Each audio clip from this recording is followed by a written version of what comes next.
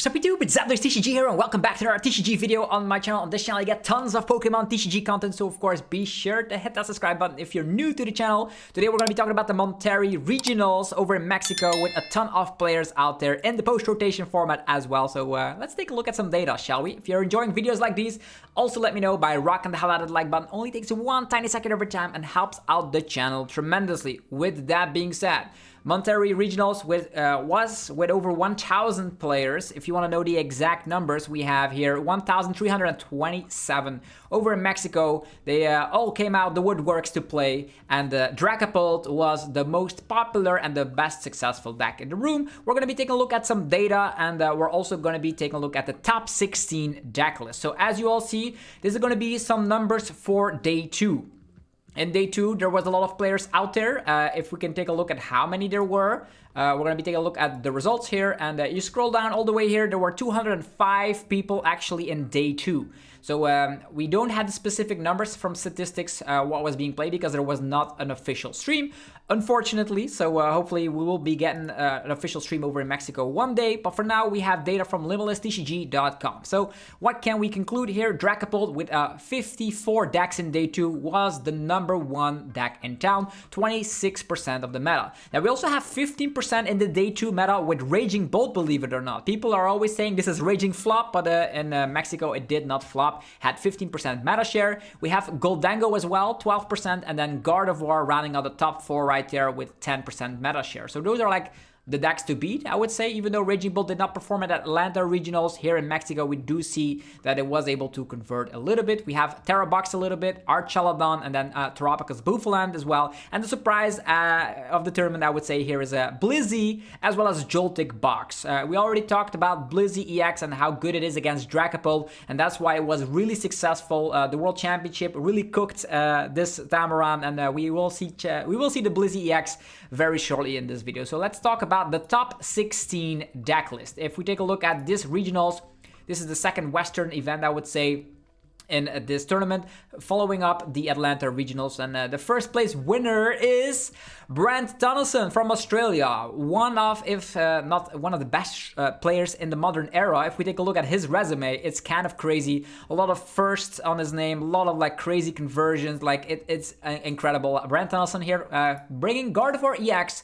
And people were saying post-rotation at Gardevoir EX was not good anymore. Well, those people have definitely not tested this post-rotation format because this is a very streamlined list for research, for Iono, not even playing a single copy of Balsasaurus, only 2 copies of Counter Catcher. You slow the opponent down with Budu, you can even draw cards with Cleffa and clutch situations, and you simply go for Monkey Dory power. So this deck plays 1 Drifloon, 1 Screamtail, 1 Lily's Clefairy, and all the rest is just the tankiness of Gardevoir EX and a bunch of Monkey Dory, definitely combined with 3 Darkness type energies, and it's going to be very fantastic for you to, of course, put all the damage that is done to yourself, or you put on yourself with Psychic Embrace all the way onto the opponent. It is very strong, and with 4 Ultra Ball, 3 Earthen Vessel, and 4 Research, you get those energies into the discard pile quite quickly.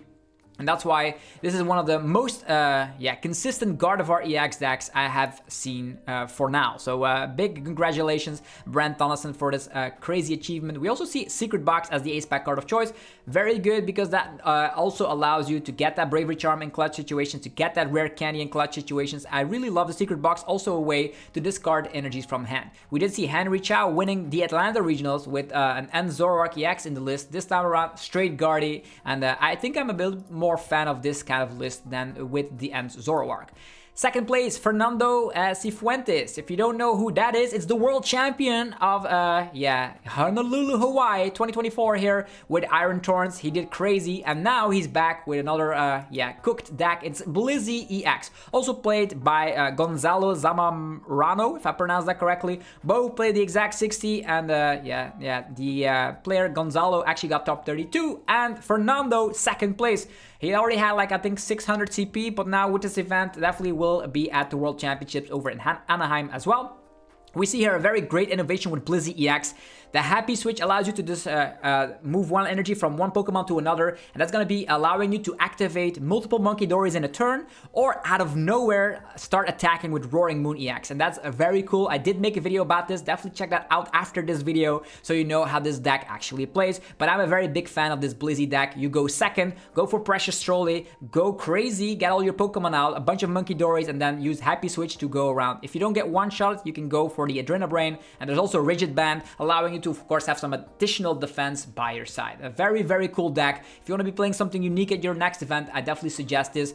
Roaring Moon can hit through like a Pokemon with walling capabilities. For example, if you're up against a Cornerstone, you can just go for your Roaring Moon and just Frenzy Gouging. There's even a nice stretcher to get that one back. So Roaring Moon really helps out against those kind of archetypes, and I think it's a very good deck going forward, as it is one of the decks being able to beat Dragapult EX most of the time. Next up is going to be Yerko Valencia, also from Chile, by the way. We have Terra Box. Terra Box is a deck that did really well over at the Champions League over in Japan, but then flopped off a little bit in the Western world. People tacked out a little bit too much stuff, like, for example, a Rocky Helmet, or sometimes people had answers for the Pikachu EX, let's say. There's also the capabilities here with this deck. It has a lot of one-offs. We have one Pikachu EX, one Cornerstone, we have one Terapagos, so a lot of one-offs in here. Even there's 2 copies of Wellspring. Wellspring very strong, as you know. Sparkling Crystal and Crispin can get your that swooping capabilities, definitely up against Dragapult EX or other setup-based decks. You can get rid of Hoots, no questions asked, very strong indeed. There's Blood Moon for the late game, and Ditto can transform into anything. You're using the Fan Rotom engine, so that means you can get yourself some Hoots, you can get yourself the Noctiles proactively, or even get the Ditto to then transform into anything you please. So I think this is one of the decks that going forward, I don't think it has the best matchups across the field, but it's still, if people are not expecting it, you can come out of nowhere. You can just get Hoot, a couple of Noctiles, and a Fan Rotom, and they don't know what to expect. You can get a turn 2 Wellspring off, you can get a turn 2 Cornerstone attack off. There's even Pikachu slapping 300 damage. So the deck has a lot of merit to it, and definitely if you're up against stuff like Gardevoir, getting rid of the rolls altogether, because Manaphy is not in the format, does seem pretty strong. You have the Pikachu slapping 300 against decks like, for example, Archelodon. So yeah, still around, Terra Box.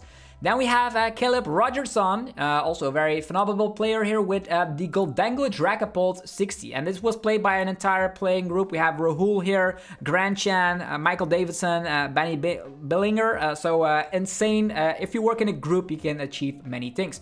As mentioned here, people were tacked out against stuff like Pikachu. As you see here, the Vengeful Punch in this 60. Gholdengo EX, drawing a lot of cards. You already know with Energy Search Pro, it is now better than ever before. You even have TM Evo if you go second to just get your Gholdengos out instantly. Now, what does this deck differentiate itself from other decks is that it does come packed with a 2/2/2 one of Dragapult EX. If you don't need Dragapult EX, the Dracloaks are very nice as additional draw power with the Reckon Directive. If you are, of course, planning to use Dragapult EX, it is also possible for you to do so. At one point, if a Gholdengo survives, you can attach an energy to Dragapult. If then the Gholdengo gets knocked out, you can the following turn go for a Phantom Dive. Also combined with stuff like a Phasandipity for draw power. So you have Phasandipity, Dracloak, and Coin Bonus. Just gets a lot of cards in your hand. And hand advantage is very strong in the Pokemon TCG, as we all know. You want to search out for those like superior energy retrievals in the late game. There's even a funky Genesect in here, which protects you against crazy A-Spec cards like Unfair Stamp, stuff like Prime Catcher as an example. So all the A-Spec cards being blocked, very good. You do play a lot of tools like the TM Evos and the Vengeful Punch, and with a high amount of Arven, you can find those quite easily. Monkey Dory also can put damage from yourself onto the opponent, which can be really useful up against Dragapult EX. So this is a very cool deck. I currently am a bigger fan of the pure Gholdengo deck, but this actually gives yourself some more options.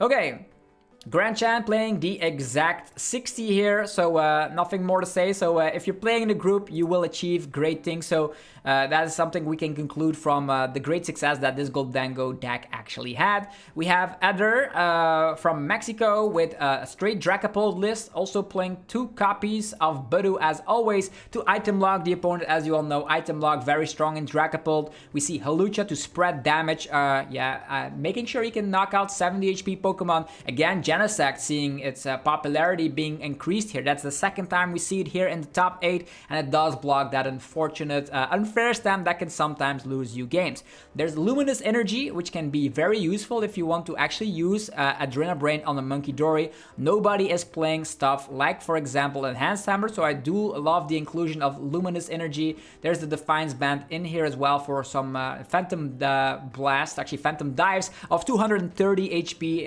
instead of just the 200. And yeah, Defiance Band, Blood Moon, 270. That could deal with the Gholdengos for sure. So yeah, very interesting for sure. Moving forward, there's Tyler Matthews with the most unique deck from the top 8, and if you don't calculate stuff like the Blissey EX, this is going to be the Joltik Box or Joltik Miraidon, or the new way to play Miraidon. This actually got top 8, but also top 128. We have Tyler Matthews at top 8, and then Andrew Nunes actually getting 104. So the deck did accomplish many great things, and the thing you want to do here, you go second, you use the attack of the Joltik to get a combination of 4 energies of Lightning energies and grass energies onto your Pokemon, and then you can actually start swinging with Iron Hands. You use Joltik, and because you're using the Joltik, you can power up, and afterwards you're just relying on classic Crispins. You can go for a Pikachu to attack as well, because Pikachu does require a Lightning Energy, Metal Energy, and also a Lightning Energy, so Grass, Lightning, Metal, and that's exactly what's in this 60. There's also a Psychic Energy in here. That means you can go for the Crispin on the Clefairy as well. So if you're up against Dragapult, you go second, charge up your Pokemon, and then attack with Iron Hands, take 2 prizes. There's even a world where you can just power up a Lily Clefairy through the means of a Crispin, so you have very great outs to Dragapult EX, I would say. There's even an Iron Leaves in here, which can help deal with grass-weak Pokemon. Think about En's Zoroark EX, which is weak to grass, stuff like Charizard EX, which is weak to grass. So if you're up against some grass stuff, there's definitely capabilities right there. And there's even the Galvantula, which can help out with Charizards as well. So a very unique way to play this, and I'll be showcasing this on the channel tomorrow. So if you guys are excited for a list like this in action, it'll be on the channel as usual, as we always check out the best decks in the format on this channel. Okay, there's even Maractus, as you know. You can buy some time with the corner attack, and if you get knocked out, you push some damage on the opponent, which can also help to lower the HP from specific Pokemon. So 4 Crispin and power up with Joltik is the main strategy of this deck, and Iron Hands is back in this form. Then top 8 for Tanner Hurley with straight Dragapult, so no Dusknoirs to be seen here, so no Dusknoirs in top 8. We see here Dragapult with just the classic stuff we've seen before. I think this is very similar to the list we've seen before. We do see a Luxurious Cape in this 60, and I didn't know if the other list also played a high amount of Jacques. Let us just figure that out. Yeah, the other list did not play a high amount of Jock. This is the difference here. Tanner Hurley, very big fan of getting evolutions from the deck, and also very great against opposing item blocking scenarios. So I do love this quite a bit. That rounds off the top 8. Now let's go all the way into top 16 territory, where we see 9th place with Victor Arano with Raging Bolt Ogerpon. This is actually very, very similar to what I actually played at the League Cup just a couple of days ago and got 2nd place. So I'm a very big fan of Raging Bolt currently, even though it did flop at Atlanta Regionals. That does not always mean the deck is bad. It just needs some innovation, and we do see that here a little bit with Glass Trumpet. Allows you to get instantly a lot of energies in play. So Glass Trumpet in combination with stuff like, for example, the Sada can get instantly like 4 energies on the field, which can help out with the big HP Pokemon. Very big fan of the Jamming Tower, definitely necessary in a world where Gardevoir seemingly is still a very great deck. And the Phanrodon, don't underestimate that Pokemon. It's one of the strongest attackers in the deck for sure. And we also see Koraidon here. This actually is what I call the Phasandipity, the Blood Moon Eater, because as soon as you attack with a Raging Bolt, if you go down, Koraidon is there to take your other 2 prize cards. It could be like Energy up to Koraidon, Boss's Orders, and then go for a Phasandipity, or even knock out the Blood Moon that just knocked out your Raging Bolt. We don't see any Bravery Charm in here, which is something I currently miss in the 60, but other than that, the list seems fine. Okay, moving forward, Roaring Moon is back, and it is Raul Avila Jr. from Mexico with Roaring Moon EX. And the Dunsparce, that's right, it's the 70 HP the Dunsparce. You also know the Runaway Draw, drawing 3 cards, put the Dunsparce back in the deck. And yeah, as you see here, Neutralization Zone. This means at one point, Baby Roaring Moon, because not a lot of players are actually playing a lot of stadiums. So if you overlap the Neutralization Zone, They don't take any prizes if they knock out a one-prize Pokemon, meaning your bench is safe, your Dusknoirs are safe, you have Roaring Moon to one-shot anything, Ancient Booster Energy Capsule getting yourself more HP, so also a deck we still need to check out on the channel to see if it's actually legit. Because you're playing Sada and E-switches, you can also attack with Frantic Gouging or Calamity Storm, and because you're attacking with Calamity Storm, that could be a world where you can just Calamity Storm, get rid of a stadium, they overlap a stadium, you slap down Neutralization Zone, and out of nowhere you win because the opponent doesn't have ways to get rid of your stadium card. Very interesting list, and I love innovation in this post-rotation format. Then Ross Cotton, the legend, the myth itself, is like one of the strongest players around as well. Dragapult and Gholdengo here. The combination, so if you don't like playing Gholdengo, or if you are doubting between Gholdengo and Dragapult, why you can combine them, that's live. That's interesting. You see a couple of Crispins in here, so you don't see that very often in Gholdengo, but it does allow you to get the Dragapult EX off a little bit easier, and also allows you to, of course, get that Monkey Dory activation, which is sometimes very necessary. You have Monkey Dory or either Vengeful Punch to deal with something like Gardevoir, so I think this is a very cool way to be playing this deck, definitely because it's playing like 4 Arvent, no Cypher Maniac. That's something I really miss in the deck, because the other players were definitely a fan of the Cypher Maniacs code breaking, that there were like 3 copies in this 60. This time around, we do see Crispin as a world where you can have the emphasis on Dragapult when you want to in specific matchups. But yeah, not seeing Cypher Maniac. It's like too good to not include, so I wonder if Ross Cotton has an explanation for that. Ross, if you're seeing this, let me know down below. 12th place, Armando Cervantes with Gholdengo. This is straight Gholdengo with a 1-1 line of the Scissor in here. So the Punishing Scissors, if the opponent is not careful with their abilities, you can just slap crazy damage. With that Scissor, you have Iron Bundle in there, the Monkey Dory, so it seems to be like mandatory. You also have the one-prize Gholdengo to deal with, like, I would say, you can use it twice to attack against the Cornerstone, for example, because that's also a difficult Pokemon to knock out, by the way. But other than that, Energy Search Pro and the Counter Catcher in this 60, together with 2 copies of Balsasaurus, yeah, a little bit of Gust around as well. So, but the most important factor is that Gholdengo is great in this format, because we do see in this top 16, this is like the 1, 2, 3, 4, the 4th time we're checking out a Gholdengo deck. Andre Bortoni Miranda from Brazil, piloting Raging Bolt. Raging Bolt with 2 Hoot of 80 HP. Is that better than playing the 70 HP? I don't know, because sometimes I do see myself in a world where I start with Hoots, and sometimes Attached Retreat is necessary to get yourself a Sada going if you're Breaking. But on the other hand, yeah, if you're evolving, you turn yourself into a 1 Retreat Pokemon regardless, so it doesn't matter. But and also if you have Latias, it also doesn't matter, because then you have free retreat. So I guess it's the optimal Hoot for the Raging Bolt. We have a Ditto in here, which can also allow you to get that Terra Pokemon in place, so you actually can use something with the Hoot. And 2 copies of Crispin in here seems to be becoming more of the trend, because you're not playing Pokegears like back in the days to get your Salas. This time around, 4 Salas and 2 Crispin in this deck. So yeah, it also has 1 copy of Energy Switch. That could be useful to get a random energy from your Pokemon onto something like a Koraidon Attachment Prime Cash KO, because of the attack here, the attack of Koraidon, or you can snipe some more with the Baby Raging Bolt, also a capability. And I think it's gonna be, this was Raging Bolt's time, because there was like 2 copies in the top 16.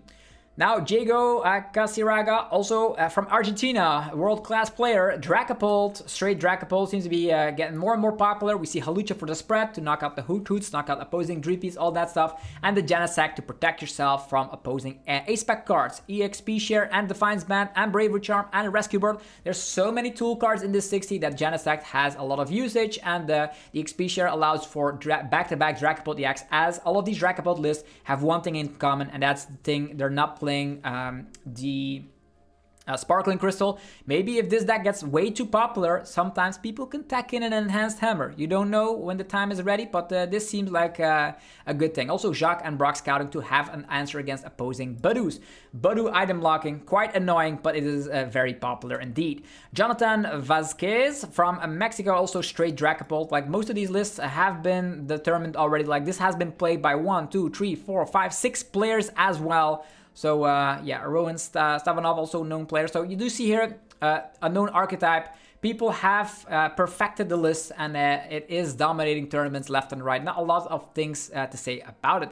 And then 16 plays with matches. Marticardi from Argentina with Gardevoir EX. This Gardevoir also not playing and Zoroark EX. It seems that that was the trademark of Henry Chow in Atlanta Regionals. Still the Maurice Conviction in here, which I like because a lot of these decks have their bench spread out. Definitely every Noctowl or any Area Zero deck is just going haywire on their board. And yeah, that's something we can conclude here. Secret Box, the main ace-pack card of choice. Also 2 copies of Arven in here to cherry pick those rare candies. There's 3 candies in here, so it's a little bit more turbo guardy than yeah, the classic way to just play from behind and Budu. But there's 2 copies of Budu in here as well, so you can play very fast or very slow depending on which deck you are up against. And that's pretty much it for the top 16 deck list. Let's take a look at some statistics here. The most successful deck, Dragapult. Gholdengo, also a lot of copies in that top 16. Raging Bolt, 2 copies in the top 16. And then 2 copies of Gardevoir and a copy of the Terra box as well. Archelodon flopped a little bit. Terapagos Bouffalant also flopped a little bit. And there were some rogue decks around like Frostblast, Monkey Dory, Blissey. Yeah, there's a couple of things around. But the thing we can say here is if we take a look at what was the highest placing Archelodon deck, I have to scroll quite a bit, I'm telling you. It was 43rd. So yeah, top 64 for Archelodon. Archelodon did not perform all too well. Does that mean that in the next event, I would say Sevilla special event all the way in Spain, will that be a difference? Who knows? That did not perform quite well. If I take a look at statistics, I'm also a guy that always takes a look at statistics when I'm picking a deck for a tournament. As you all know, made a video about that recently. Terapagos Bouffalant, if we see the highest placing Terapagos, also have to scroll down all the way into 37th place. So Terapagos, Bouffalant, as well as Archelodon were the losers from this event, or the less great converting Pokemon decks out there. I think the surprise element of Blissey and the Joltik deck were awesome. And then we also see like the main staple decks out there, Gholdengo, Gardevoir, Dragapult, and then surprisingly Raging Bolt, because people counted it out. So hopefully guys enjoyed this analysis of the Monterrey Regionals over in Mexico. If you enjoy videos like these, let me know by rocking the hell out of the like button. Helps out in so many ways. I cannot stress that out enough. You guys are awesome. And also go check out the sponsors. They make the videos possible every single day as well. DragonShield.com for your sleeves, banners, and deck boxes. Let's be honest, they're the best sleeves in the game, so get 5% off right now using the coupon ZAPDOS5, link down below. If you're looking for unique damage counters, TC Evolutions has new stock up on their website. Check them out today and get 10% off on everything on the website. Cool looking dice and ability tokens as well. PokemonStore.com for your TCG Live code card needs. They come with instant email delivery, and you can get them with 5% off. Stack up your TCG Live account today and play with those alt arts you've always dreamed of. Lastly, cardmarket.com for European players, where you're able to buy as well as sell cards to people all across Europe. Use that referral name, ZapDosTCG, to help support the channel. And with that, ladies and gentlemen, this was a video of the run-through of the Monterrey Regionals over in Mexico.